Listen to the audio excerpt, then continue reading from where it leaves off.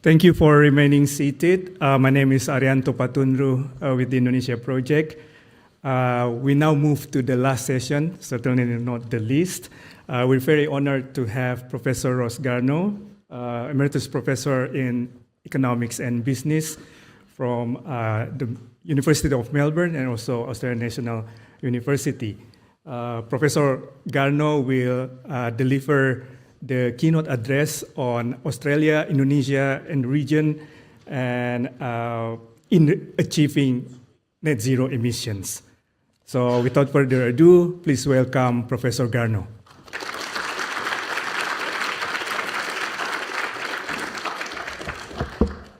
Thank you, Arianto, and very good to be back here. I haven't been to every one of the Indonesian updates, but I've been to quite a lot, and most of the first half of its life, and very good to be back here and to see the project and the update in such good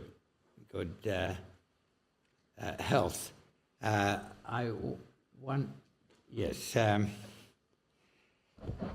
thought I couldn't be here for the first couple of days. I've been here for the excellent sessions this morning, and I thought I'd begin with relating what I've got to say to some of the things we've heard this morning. But first, I'd like to put what we're looking at into a long-term perspective of global development. First, a quote from Thomas Edison, talking to two of the other great pioneers of the modern American economy, Ford and Firestone. That's nearly 100 years ago, foreseeing the time when world development would have to do without low-cost fossil carbon, oil and coal and gas.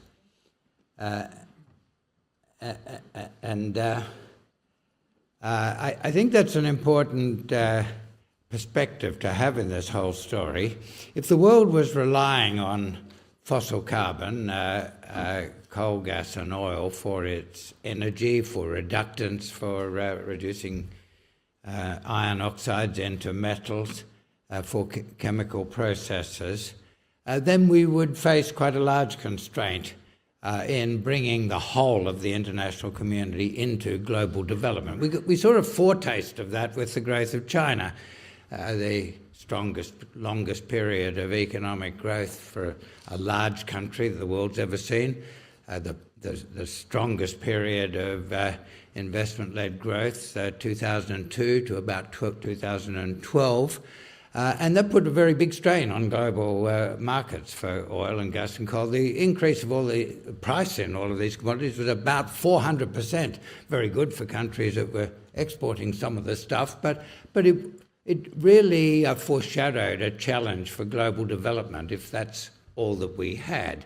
So to bring development to all of the people of the earth, to raise the living standards of people in Africa and South Asia and the whole world to those of the developed countries today, we had to start bringing in other energy sources, sustainable energy sources anyway. Australians who know their history of economic thought know about Stanley Jevons, creator at the LSE of modern neoclassical economics, also the pioneer of quantitative meteorology, a basis of climate science today. Well, he started his career as a lad in the Sydney Mint and had a bit of spare time. So as the gold came in from the gold rush in the 60s and 50s and early 60s and of the 19th century, and was able to do the calculations that showed that there were regular mathematical patterns in climate that developed into modern meteorology. Well, Jevons is best known globally, he was best known in his own time for his book, The Coal Question, where he foreshadowed the day when Britain's preeminence as a global power would come to an end because the coal would run out. That was the wisdom of 1865. Well, it didn't happen then. and it hasn't happened now. But the transition to other energy sources was always going to be necessary if we're going to take high living standards development to all of the world's people. And the fact that we've made quite a start on the transition has eased those constraints already. The growth of renewable energy, the growth of the electrification, beginnings of it in transport. Now, more than half of the new cars in China are electric, and they can be moved to renewable energy. That's starting the process of breaking the link between growth in demand for fossil energy and modern economic development. And so we've started to make a transition. We had to make some time anyway. But because of climate change, we have to make it much more quickly. Relating some of these comments to the session this morning, I really found it a very rich couple of sessions. The first one on adaptation, community-level adaptation. And the comment was made in that first session this morning that the very big efforts, the heroic efforts that a number of communities are making to stave off the damaging effects of sea level rise, can only do a certain amount, and that this could be overwhelmed by larger effects from a failure of global climate mitigation. Well, that's a very big story. We're at the very early stages of climate change, and global temperatures are going to keep increasing until we get to net zero. If we went to net zero tomorrow, there'd still be some momentum some inertia in the climate system, so things would get a bit worse, even if we were at net zero tomorrow. Well, we're not going to be at net zero tomorrow. Global emissions haven't stopped rising. So the likelihood, unless we completely change trajectory, is we will be dealing with very great disruption. And that should be a reason for accelerating our efforts, concentrating our minds, but quite a lot of people seeing it as a reason to think that it's actually impossible to solve the problem, and that's the main message from the global gas industry and oil industry at the moment. Well, Australia and Indonesia share an immense interest in the success of the global mitigation effort. Australia, my work in the Climate Change Review in 2007, 2008 showed was the most vulnerable of the developed countries, partly because of our domestic conditions, partly because we live in a region of developing countries. And of course, Indonesia is in that region. A high proportion of the people of Southeast Asia and South Asia, and most of the great cities of Southeast Asia and South Asia are very close to sea level, very vulnerable to intensification of extreme climatic events. If we're at the very early stages of global sea level rise, we've only seen the very beginnings of deglaciation of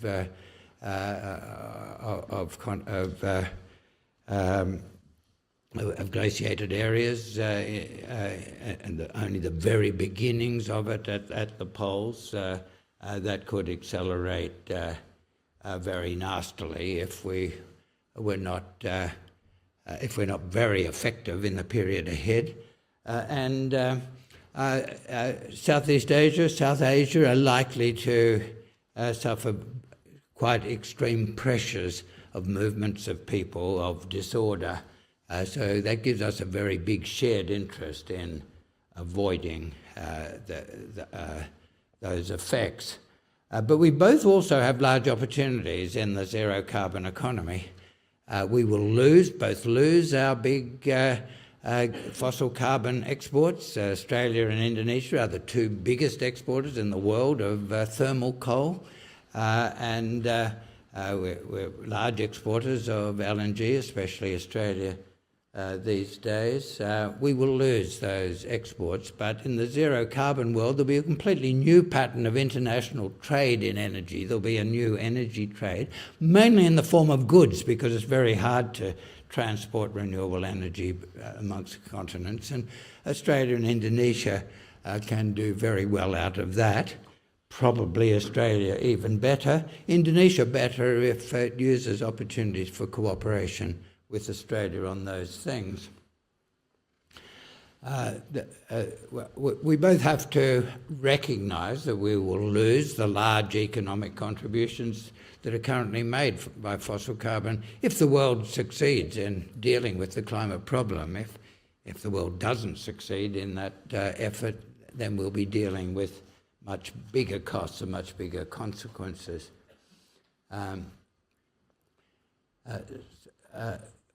The international community agreed in Paris that it would make efforts to reduce total emissions to net zero by 2050.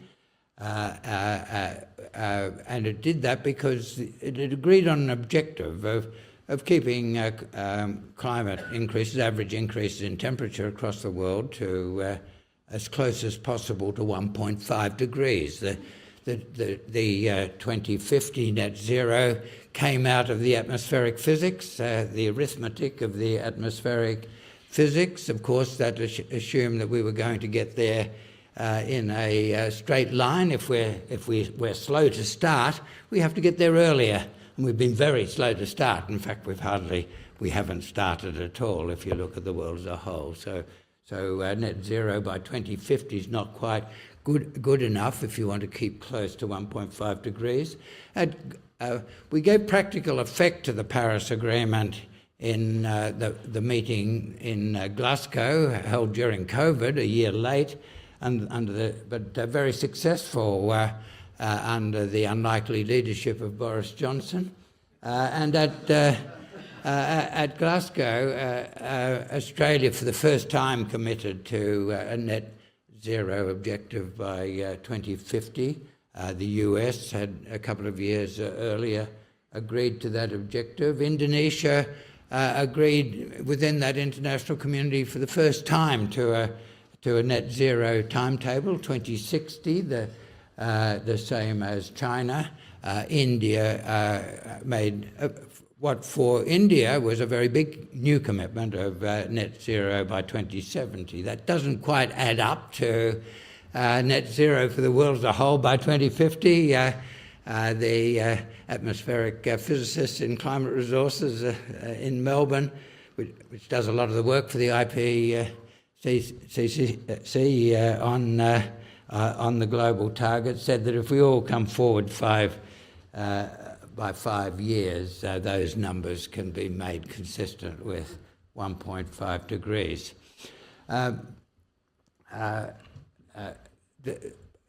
If you look around the world and the detailed commitments that were made around the Glasgow meeting of the UN, most countries are not very close to the commitments that they made then. Europe and China are. China committed to a peak of emissions by 2030. It's starting to look as if they reached a peak of emissions last year, 2024.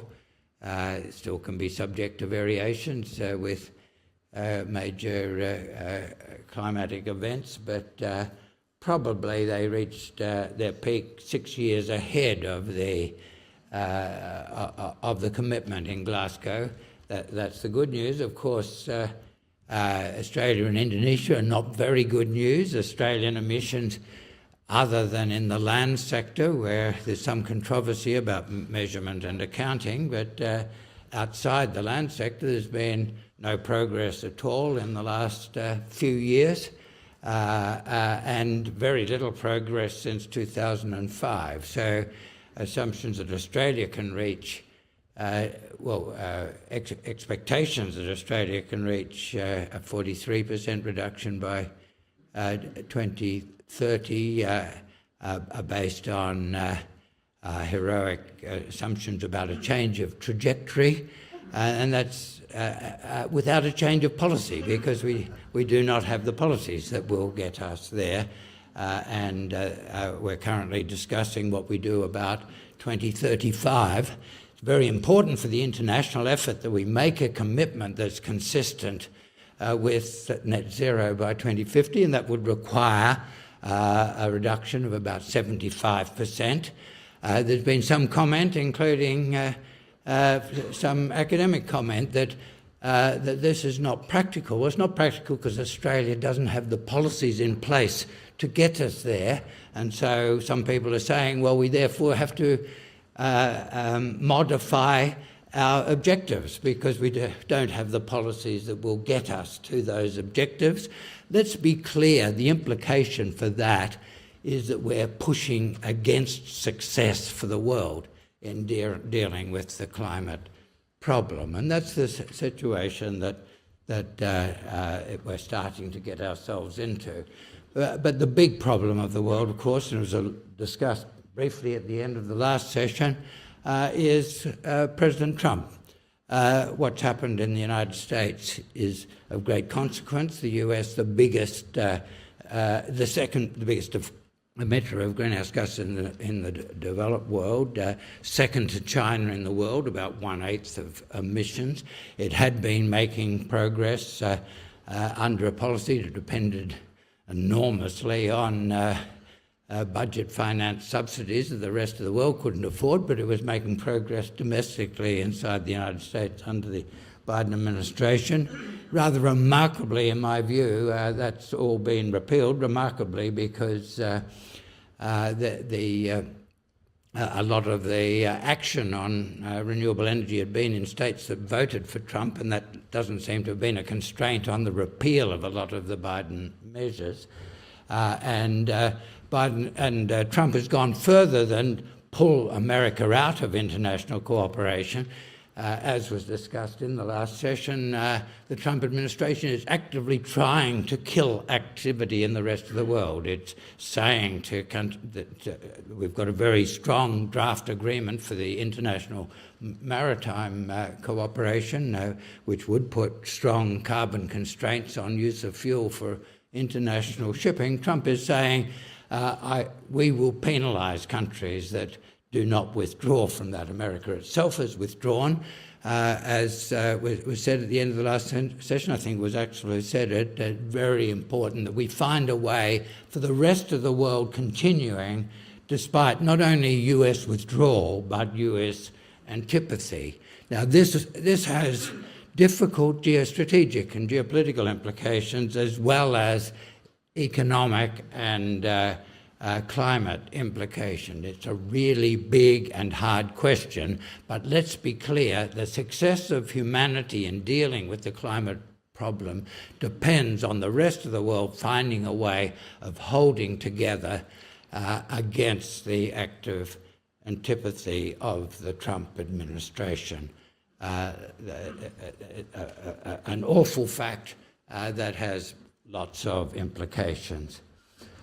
So we're at a point of crisis in international cooperation, both on climate, but just as much on trade, also on other issues like health. But trade and climate issues are very closely related because we won't be able to deal with the global climate problem with quite a lot of trade in zero carbon goods. We need open trade, an open trading system to make the climate outcomes manageable. The densely populated, high-income countries, industrialised countries of Northeast Asia, Japan, Korea, China, and of Europe will not be able to get to net zero without very open markets for zero carbon goods, with Australia and Indonesia potentially suppliers into those markets.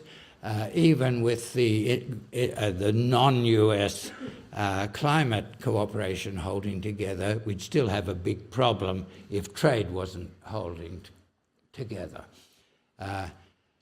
Some ideas that were developed in Asia-Pacific economic cooperation, but especially developed here at the ANU with collaboration with Indonesian colleagues at CSIS and UI,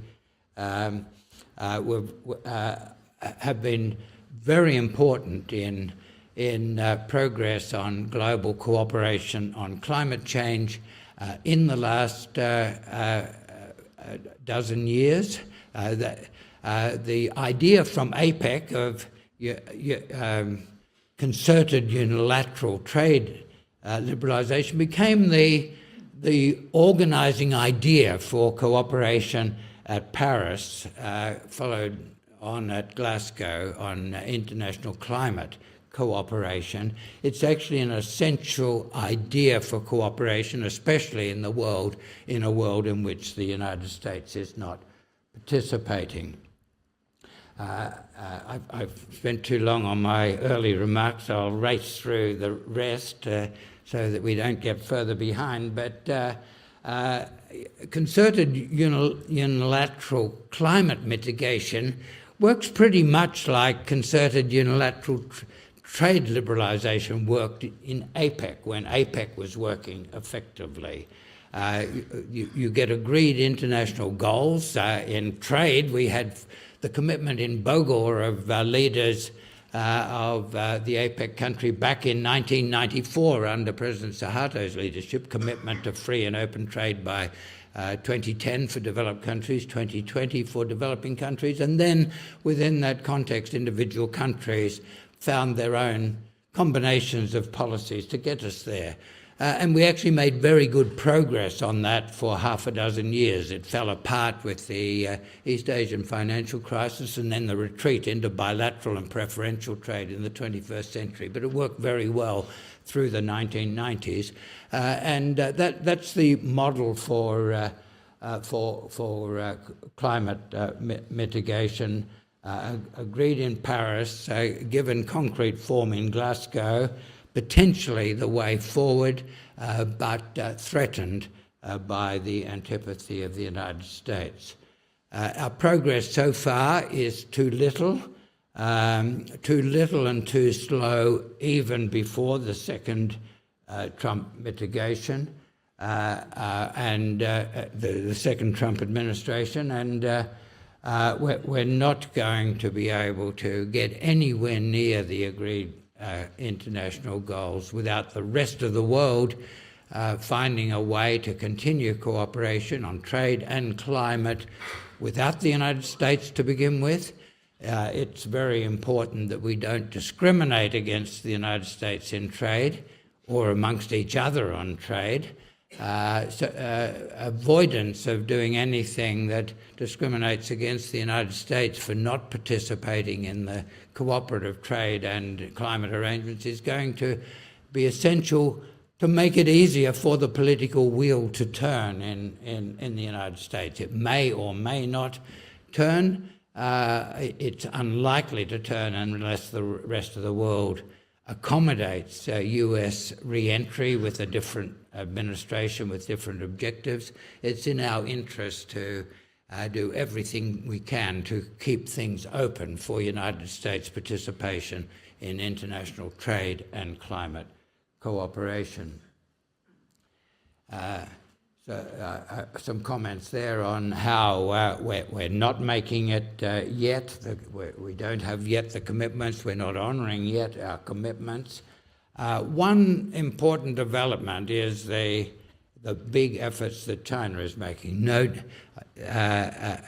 this began partly as an industry policy and economic development objective, a realization of the Chinese leadership of the National Development and Reform Commission 15 years ago, that if the world was heading to net zero, there'd be very big economic advantages in China making sure that it was ahead of the game in the technologies and the industrial capacity to supply the equipment for the new economy. I remember discussions in China 15 years ago where discussions explicitly about the electric vehicle industry saying, well, very hard for us to catch up and pass Detroit and Nagoya with the car technologies of the past, but if it's going to be a completely new technology and we focus first on that, then we've got a chance of out-competing Nagoya and Detroit. And that's what they've done. It began partly as an industry policy objective,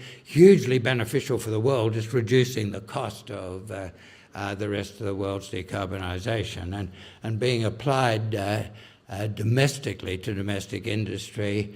It's the reason why China probably reached a peak of emissions in 2024, not 2030.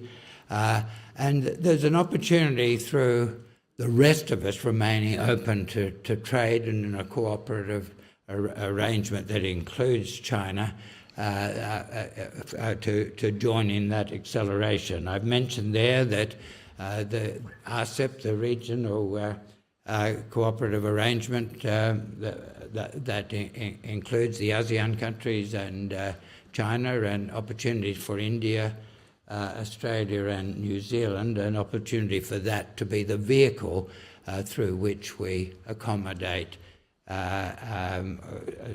expansion of trade with China, utilisation of China's industrial capacities, and China will become a huge import market for zero carbon goods, and Australia and Indonesia are potential beneficiaries of that.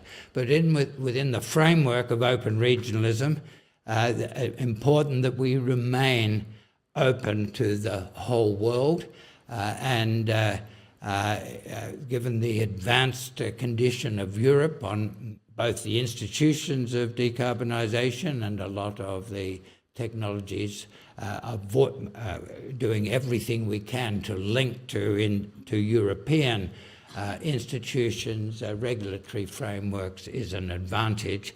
RCEP hooking up to Europe in every way possible will make it easier for the rest of the whole of the rest of the world to keep going in the face of Trump administration antipathy.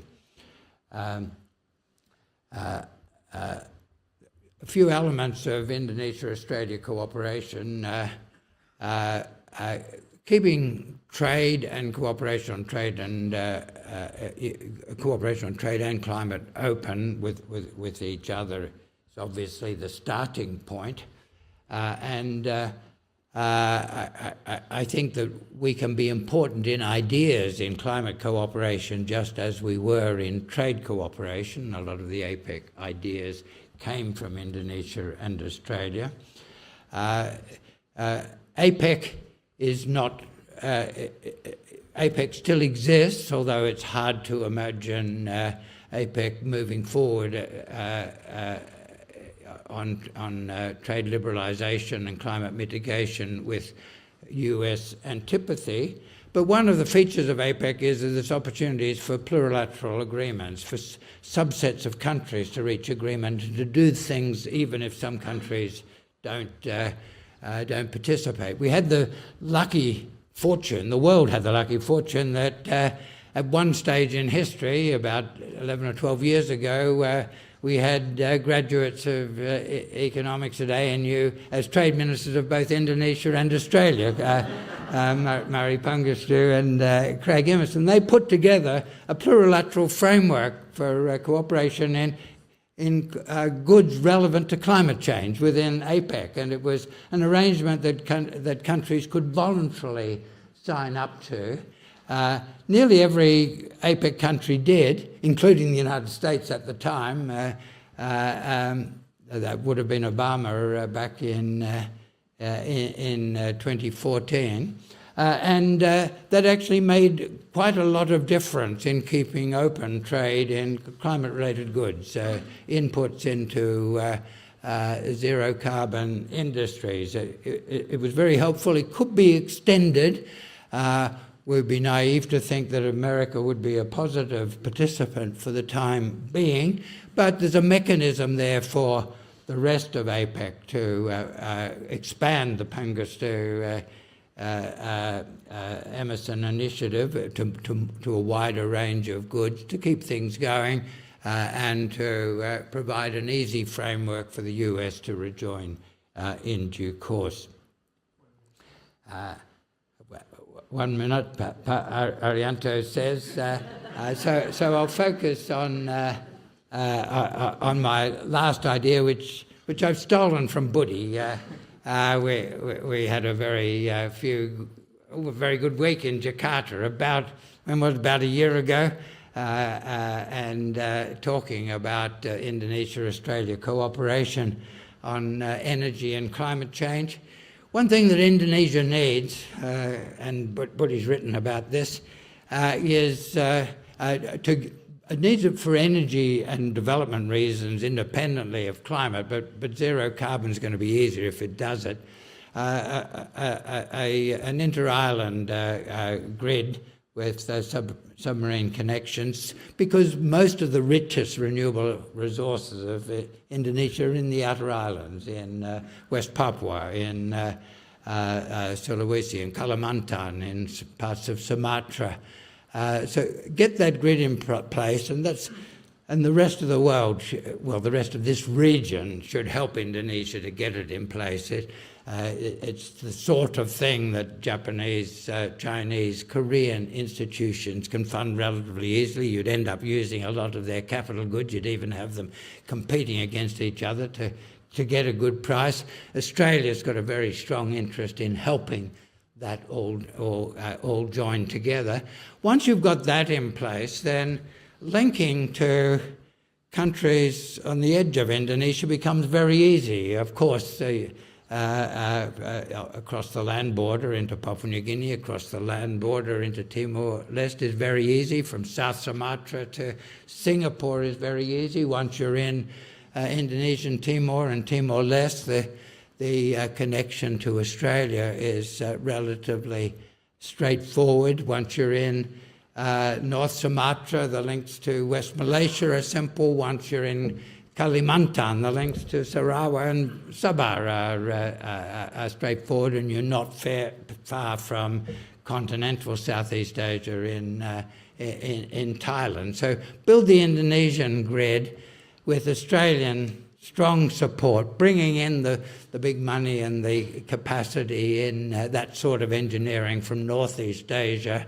And we will have the beginnings of a much wider framework for trade in zero-carbon energy that can be really important for Indonesia, using its advantages in a lot of the new zero-carbon industries.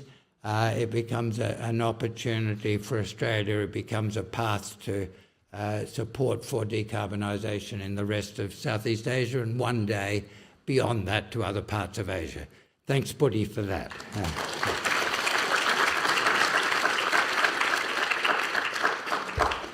Thank you, Ross.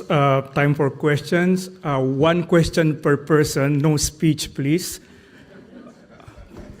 Pak Idris, Axel. Yes, you, the lady. Yes. Okay, Pak Idris, go ahead.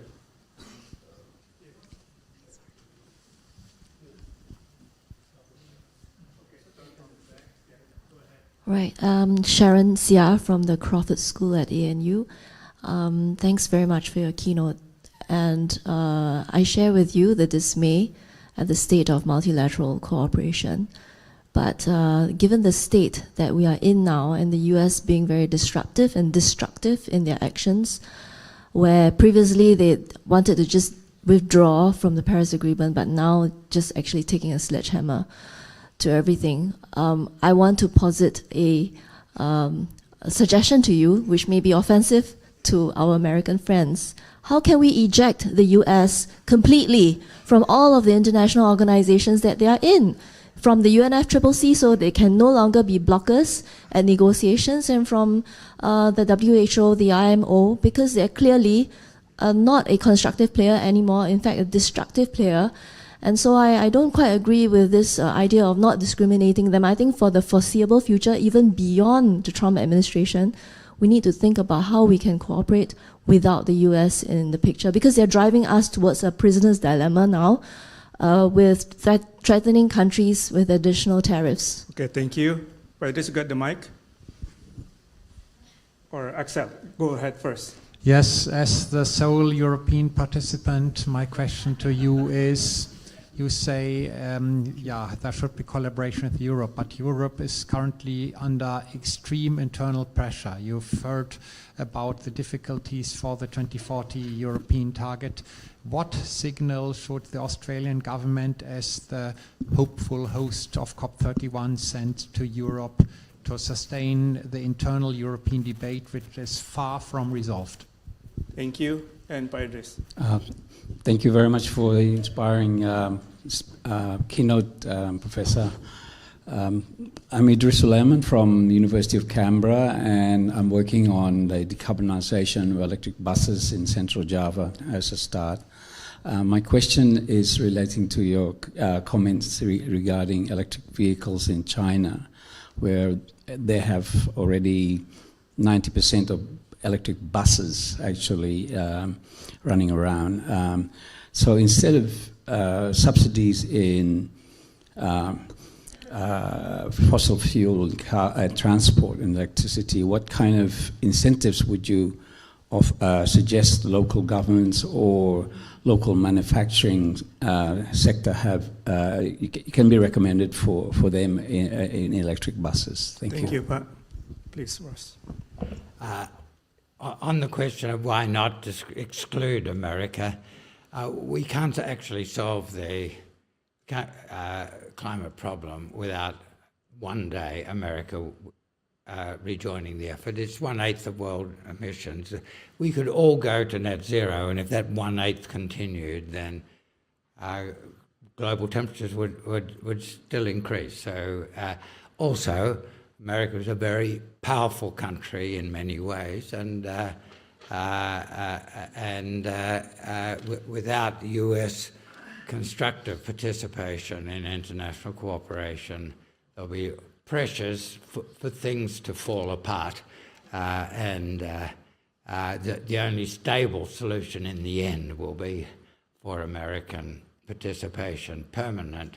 A permanent Trump-like antipathy to the rest of the world is not viable for the rest of the world, I think.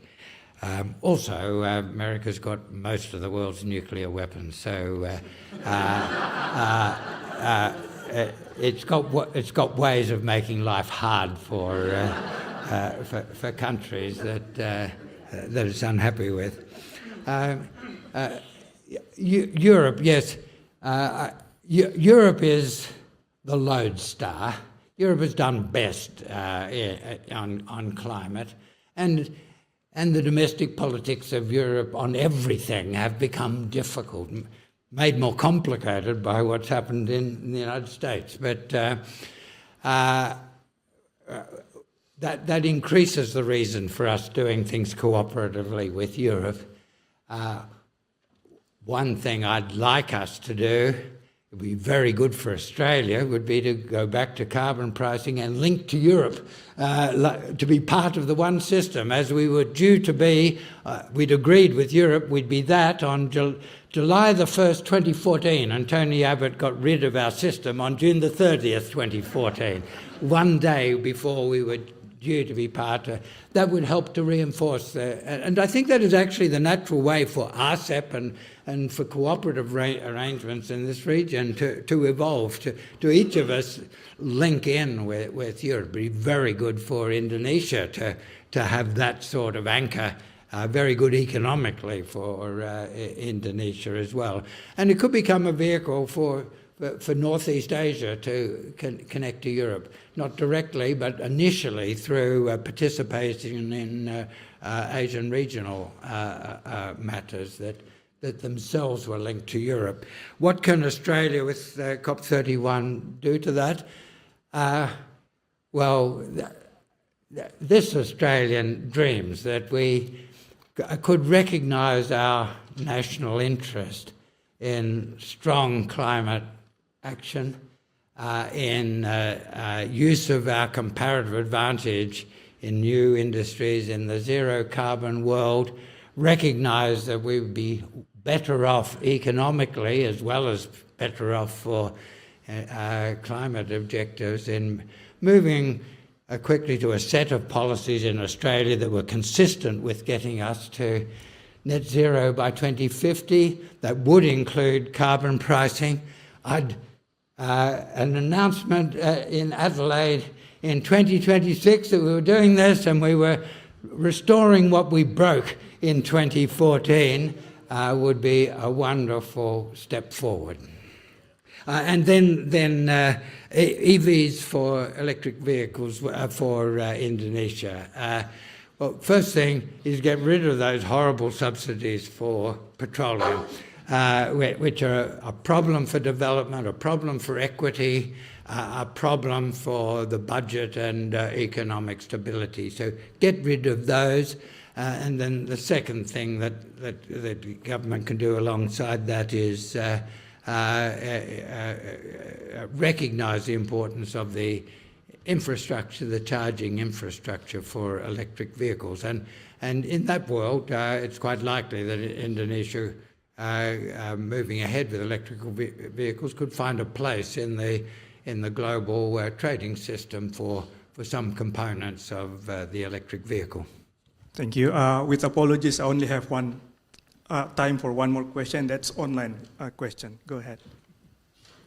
Thank you. We got online questions from Julia De Lorenzo from DFET. What is your view on green hydrogen's potentials? Yeah, green hydrogen is the natural path, the economically low-cost path to decarbonisation of a number of industries. Most obviously iron and steel. Carbon is used universally in primary steel making in the world up till now, pulling the oxygen out of the iron oxide, which is iron ore, and leaving iron metal. There's one other atom and molecule that can do that, and that's hydrogen. And hydrogen will be the path through which the likely path through which we can decarbonise. If we recognise the social cost of carbon with the carbon price, then with the sort of support for innovation, pioneers in any new technologies absorb costs, develop knowledge that the rest of the world benefits from, so that those externalities need to be supported with fiscal support for the innovators. Put those two things in place, and in the best locations, a green iron from hydrogen has a role right now. That's discussed extensively in a big paper by the Superpower Institute published about 4 months ago, called A Green Iron Plan for Australia. It's on the Superpower Institute website. Other industries in which hydrogen is going to be crucial are in development of hydrocarbons from biocarbon. In that last very interesting session discussing carbon markets and growth of